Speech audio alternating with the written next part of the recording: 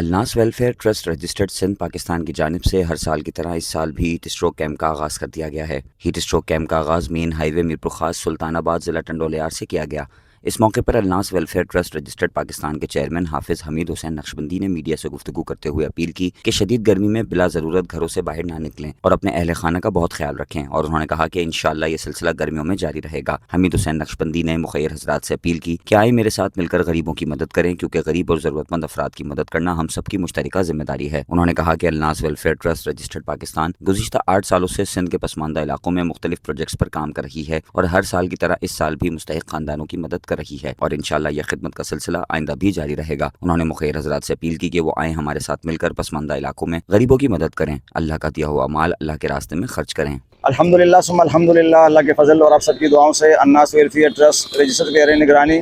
ہر سال کی طرح اس سال بھی الحمدللہ ہیٹ اسٹروک کیمپ کے آغاز جو ہے نا وہ کر دیا گیا ہے، اور اس سال بھی انشاءاللہ یہ 3-4 مہینے مسلسل جو ہے نا ہیٹ اسٹروک کے کیمپ جو ہے نا مختلف علاقوں پہ لگتے رہیں گے انشاءاللہ۔ تمام مخیر حضرات سے گزارش ہے کہ بھرپور تعاون فرمائیں صرف اللہ کی رضا کے لیے۔